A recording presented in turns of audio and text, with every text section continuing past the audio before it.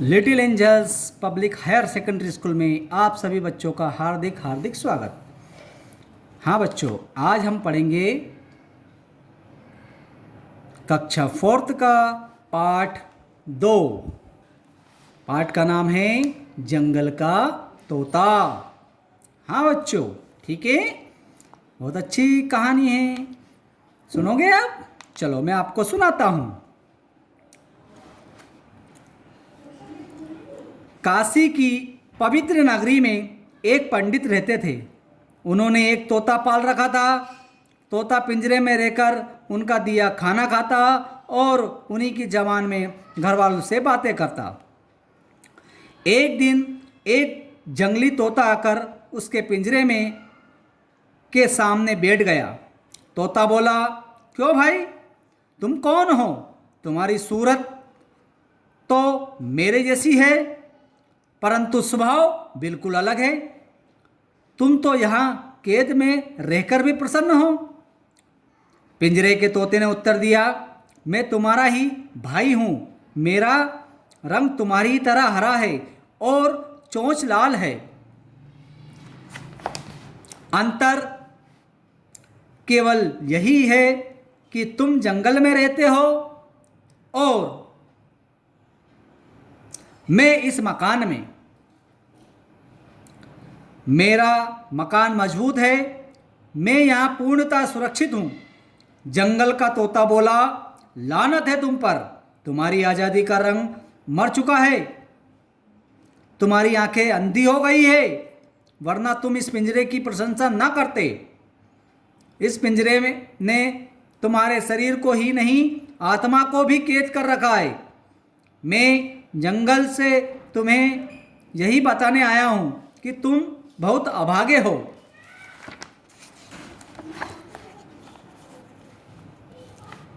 पिंजरे का तोता बोला, तुम्हारी बातें मेरी समझ से बाहर है, फिर भी मैं इन पर विचार करूँगा। किंतु तुम मुझे पहले यह समझाओ कि मैं अभागा कैसे हूँ। वह कौन सा दुर्भाग्य है जिसे तुम्हारी आंखें देखती है किंतु मेरी नहीं। जंगल के तोते ने समझाया, तुम्हारा घर अपना बनाया हुआ नहीं है, ना ही उसके दरवाजे पर तुम्हारा अधिकार है। तुमने अपना मरना जीना किसी दूसरों के हाथ में सौंप रखा है। यह दुर्भाग्य नहीं तो और क्या है। इससे भी बड़ा दुर्भाग्य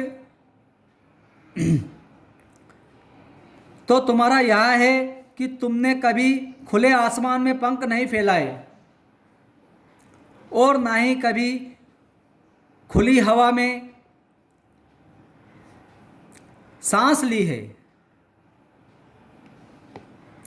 तुम हर समय अपने मालिक के मुंह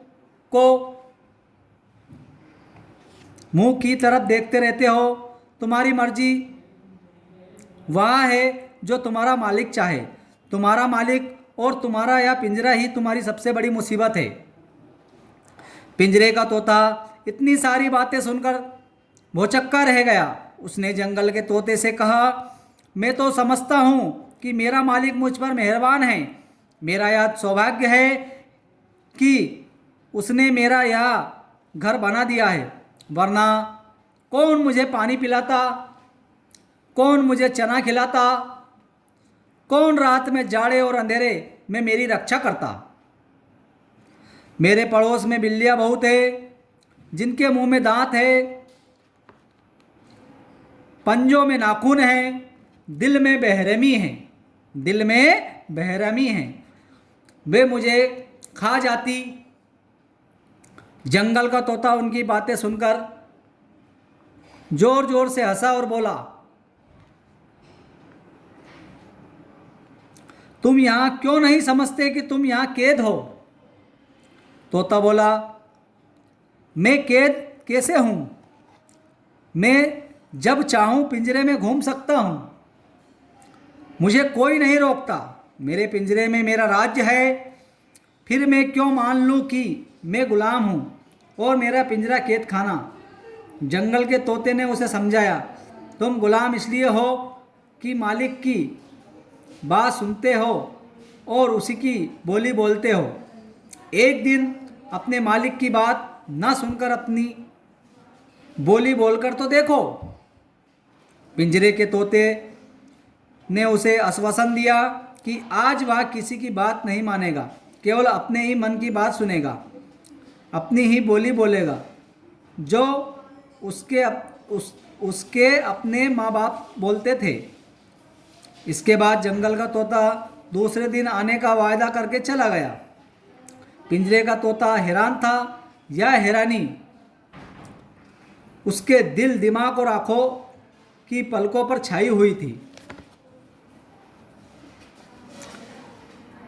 संध्या समय पंडित का बेटा आकर तोते से बात करने लगा। तोते ने उसकी बात का जवाब नहीं दिया। उसने मन ही मन में सोचा, मैं इनकी बातों का जवाब क्यों दूं? मैं इनका गुलाम नहीं हूं। पंडित के बेटे ने गुस्से में आकर पिंजरे को उठाकर जमीन पर पटक दिया। दूसरे दिन जब जंगल का आज़ाद तोता पिंजरे में कैदी तोते से मिलने आया तो वह मरा पड़ा था। उसके कैद खाने का दरवाज़ा खुला था। तोते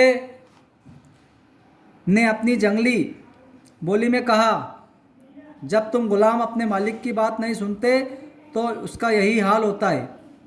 पंडित का बेटा बोला, उड़ा दो इस जंगली तोते को, इसी ने हमारा तोता मारा है। मरे हुए तोतों की आत्मा ने कहा, इसे क्यों दोष देते हो? इसने तो मेरी एक कैदी को छुड़ाया है, मुर्दे को जिंदा किया है। कैसी लगी बच्चों का कहानी? ठीक है, ओके। अगले वीडियो में हम आपको इसके अभ्यास भेज देंगे। ठीक है, आप इसको एक बार पाठ को पढ़ना और इस पर मनन करना। ओके।